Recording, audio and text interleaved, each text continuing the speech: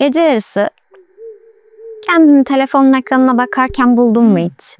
Parmakların klavyenin üzerinde az önce yolladığın mesaja bir ek daha yazmak için hazırda bekliyor. Belki arkadaşına, belki sevgiline, belki de ailenden birine. Sadece bir cümle daha yazsan ne demek istediğini tam olarak anlayacak. Yanlış anladığı o kelimeyi düzelteceksin. Niyetinin aslında ne kadar iyi olduğunu görecek. Bir paragraf, belki bir paragraf daha. Bir bakmışsın telefonun notlar bölümünde neyi savunduğunu unuttun, cümlenin başını kaybettiğin, sadece bir duygu yumağını aklamaya çalıştığın upuzun bir paragraf yazmışsın. Bu sahne tanıdık geldi mi? Eğer öyleyse doğru yerdesin. Çünkü hepimiz oradaydık. Peki bu masumane başlayan açıklama çabası ne zaman bir hesap verme maratonuna dönüyor? Neden bazen sustuğunda değil, konuştuğunda daha da görünmez olmaya başlıyorsun? Bugün kelimelerin arkasına sakladığın korkularla yüzleşiyoruz. Sürekli kendini açıklama ve aman yanlış anlaşılmayayım paniğiyle bir hesap verme maratonuna nasıl girdiğini keşfedeceğiz.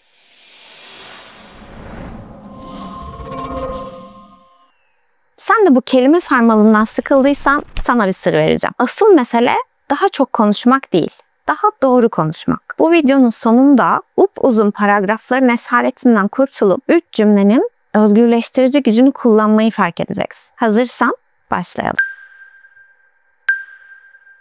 Her şey basit bir soruyla başlar. Neden?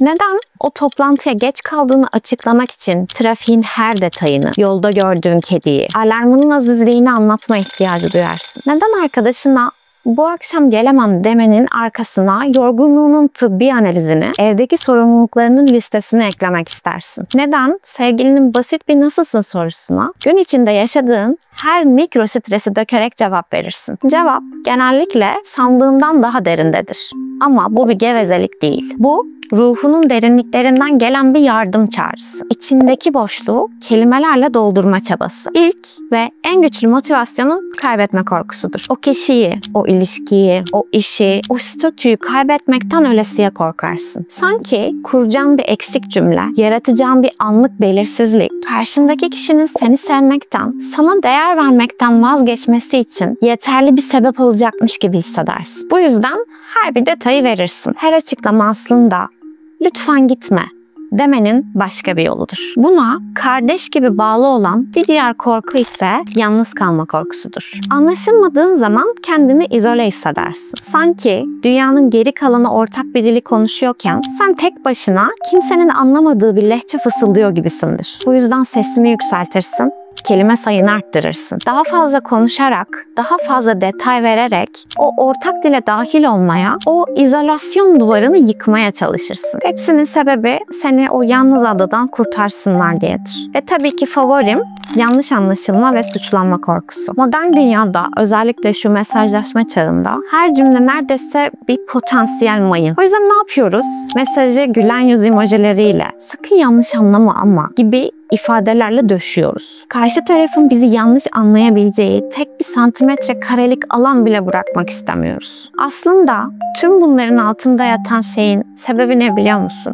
Ona ihtiyacı. Karşımızdakinin zihninden evet, anladım, haklısın cümlesini duyana kadar konuşmaya devam ederiz. Ama bu dibi delik bir kovayı suyla doldurmaya benzer. Ne kadar uğraşırsan uğraş, sonunda elinde boş bir kova ve yorgun bir ruhla kala kalırsın. İşte bu korkular, bu derin motivasyonlar seni farkında olmadan bir spektrumun ucuna itiyor.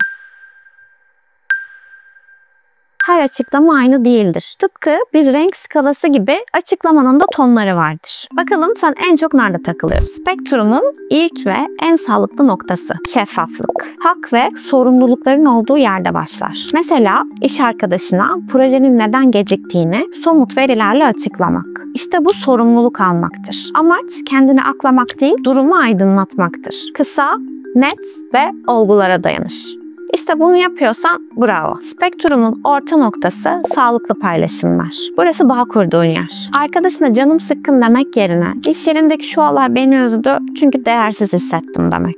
Sevgiline onun bir davranışının seni neden kırdığını açıklarken sen hep böylesin demek yerine şöyle davrandığında geçmişteki şu anıyı tetiklediği için kendimi yalnız hissediyorum demek. Yani bu bir suçlama değil, bir davettir. Sağlıklı paylaşımda niyetin karşı tarafın fikrini değiştirmek ya da ondan onay almak değil. Kendi ihtiyaçlarını ve duygularını netleştirmek ve ilişkiyi derinleştirmektir. İşte bu açıklamalar da harika. Ve spektrumun en karanlık, en yorucu ucu. Aşırı hesap verme. Ve geldik açıklama enflasyonu dediğim o yere. Korku ve kaygının başkenti. Amaç artık anlaşılmak değil, potansiyel bir tehdidi ortadan kaldırmak. Bir mesaja neden hemen dönmediğini açıklamak için destanlar mı yazıyorsun? Bu bölgedesin. Kimse sormadığı halde aldığın bir kararı tekrar anlatıyor musun? Bu bölgedesin. Basit bir hayır cevabının arkasına vicdan azabını mı ekliyorsun? Tam da buradasın. Bu bölgede sen artık anlatan kişi değil, sanık sandalyesindeki o kişisindir. Her cümle masumiyetini kanıtlama çabasıdır. Kelimeler uzadıkça özgüvenin azalır. Anlattıkça kendi anlattıklarına sen bile inanmamaya başlarsın. Çünkü niyetin artık anlaşılır olmak değil, ceza almamaktır. Ve karşı tarafa istemeden şu mesajı verirsin. Benim kararlarım sorgulanabilir. Lütfen beni onayla. Çünkü ben kendime güvenmiyorum. Şimdi dürüstçe sor kendine. Sen bu haritanın en çok neresindesin?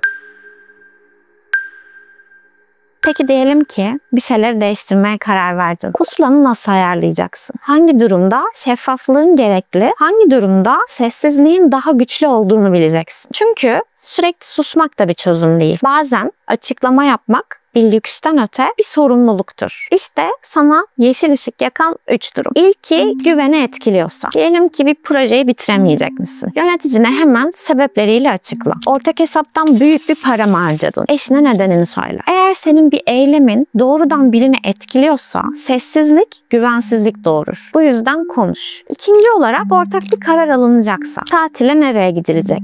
İş yerinde hangi strateji izlenecek? Kendi fikrini nedenleriyle açıklamak en doğru karara ulaşmak için bir davettir. Fikrini söylemekten çekinme. Üçüncü olarak da sorumluluk gerekiyorsa. Bir hata mı yaptın? Özür dilerim, bu hatayı ben yaptım. Sebebi şuydu ve düzeltmek için bunu yapacağım da. Bu onurlu bir duruştur ve genellikle yangını daha da büyümeden söndürür. Bu üçünden biri varsa konuşmak için tam zamanı. Peki ya yoksa? Geldik en sevdiğim bölüme. Bazen en güçlü cevap hiç cevap vermemektir. İşte susup sessizliğin gücünü koruman gereken 3 an. İlki senin mahremiyetinse. Neden evlenmedin? Ne kadar maaş alıyorsun? Bu sorulara hayatının analizini dökmek zorunda değilsin. İşte senin için sihirli cümle. Bu benim için özel bir konu veya bu konuyu konuşmayı tercih etmiyorum. Bitti. Bu kadar. Her soru cevaplanmayı hak etmiyor. İkincisi manipülatif bir sorgulamaysa. Hani o vardır ya hiç bitmeyen neden soruları. Neden onunla görüştün diye sorar. Cevap verirsin. Ama neden bana söylemedin diye devam eder. Bu aslında bir diyalog değil bir sorgu çeşidi. Burada amaç seni yormak ve pes ettirmek. Bu tuzağı fark ettiğin an şu cümleyi kullan. Bu kararımı daha önce açıkladım ve üzerinde daha fazla konuşmaya gerek duymuyorum diyebilirsin. Bu sayede döngüyü kıracaksın. Son olarak kendini ispat tuzağındaysan. Bazen oluyor ya karşıdaki kişi seni anlamak istemiyor. Böyle anlarda o seni çoktan etiketlemiştir. Sen ne dersen de o seni duymak istediği gibi dinleyecektir. Bu adeta bir duvara konuşmaktır. Enerjini hiç boşa harcama. Geri çekil ve ona şunu söyle. Senin böyle düşünmeni anlıyorum ama ben duruma böyle bakmıyorum. Bazen en büyük özgürlük birilerinin seni yanlış anlamasına izin vermektir. Bu üç durumu tanıdığında içinde bir şeylerin değişmeye başladığını hissedersin. Her açıklama yapma dürtüsü artık bir otomatik refleks değildir. Artık bilinçli bir seçim haline gelir. Bu seçimler de sana gücünü geri verecek. Peki konuşmaya karar verdiğinde bunu en etkili şekilde nasıl yaparsın? Roman yazmayı bırakıp da nasıl şiir gibi konuşursun? Toplum olarak çok konuşmayı, detay vermeyi severiz. Sanki ne kadar çok kelime kullanırsak o kadar samimi ve ikna edici olacağımıza dair gizli bir inancımız var. Oysa iletişimde, özellikle de günümüzün hızlı dünyasında güç çoklukta değil, özde yatar. Bir insanın dikkat süresi sınırlıdır. Bir konuya odaklanma kapasitesi bellidir. Sen daha kurduğun 3. uzun cümlenin başında ne söylediğini unutmuşken karşındakinin o kelime seli içinde senin asıl niyetini yakalamasını nasıl beklersin? Bu girdaptan kurtulmak için yapacağımız şey 3 cümle kuralı. Bu kural hayat kurtarır. Birinci cümle durum ve olayla ilgili olsun. Ne olduğunu net ve objektif bir şekilde ifade et. Toplantıya geç kaldın. İkinci cümlem duygu ve etki barındırsın. Bu durumun sende veya karşı tarafta yarattığı duygu ve etkiden bahset. Bu durumun programını aksattığının farkındayım ve bu yüzden mahcup hissediyorum. Üçüncü cümlem de çözüm ve istek olsun. Geleceğe yönelik bir çözüm, bir istek veya bir sonraki adımını söyleyebilirsin. Bir dahaki sefer daha dikkatli olacağım ve 15 dakika önceden yola çıkacağım gibi. Bu kadar aslında. Trafiğin detayları yok, alarmın hikayesi yok. Sadece durum, duygu ve çözüm var. Bunlar sorumluluk aldığını gösterir ve karşı tarafa da net bir mesaj verir. Ve en önemlisi seni gereksiz savunmalardan kurtarır. Bu tekniği bir dene, ne kadar özgürleştirici olacağına sen de inanamayacaksın.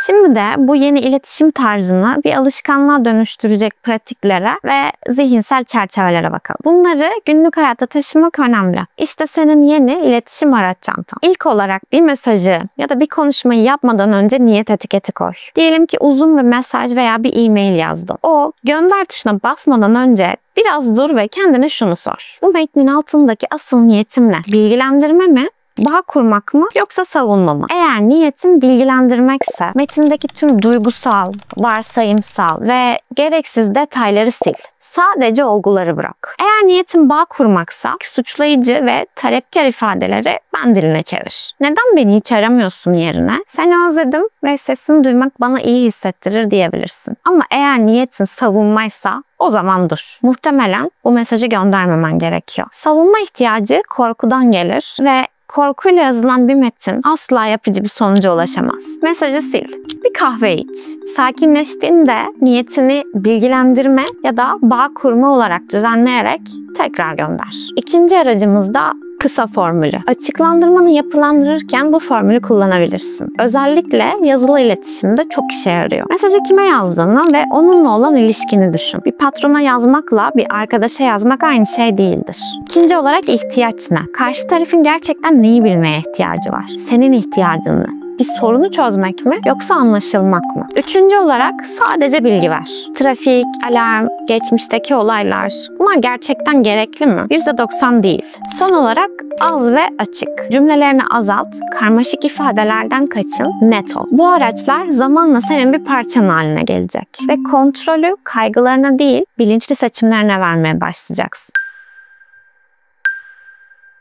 Biraz uzun oldu ama sonuna geldik. Gece yarısı telefonun ekranına bakan o kaygılı kişiden elinde pusulası ve araçları olan daha bilge bir iletişimciye dönüştük. Fark ettiysen hiçbir noktada insanların seni anlamasını nasıl sağlarsın demedik. Çünkü sihirli formül bu değil. Acı ama özgürleştirici gerçek şu ki anlaşılmayı kontrol edemeyiz. Karşımızdaki kişinin geçmişini, ruh halini, ön yargılarını, dinleme kapasitesini kontrol edemeyiz. Sen dünyanın en net, en dürüst, en iyi niyetli açıklamasını yapsan bile birileri seni yanlış anlayabilir. Ama kontrol edebileceğimiz bir şey var. Anlaşılır olmayı seçebilmek. Anlaşılır olmak korkularınla değil sorumluluklarınla konuşmaktır. Anlaşılır olmak ne zaman susmanın bir süper güç olduğunu bilmektir. Anlaşılır olmak kendi değerini başkalarının onayına bırakmamaktır. Bugün o fazladan açıklamayı yapmak üzereyken bir saniye dur ve bu videoyu hatırla. Seçim senin. Kelimelerin efendisi sen olabilirsin. Bu sohbet sana bir şey fısıldadıysa bil ki bu yolda yalnız değilsin. Eğer senin de açıklama enflasyonu yaşadığın bir hikayen varsa yorumlarda paylaş.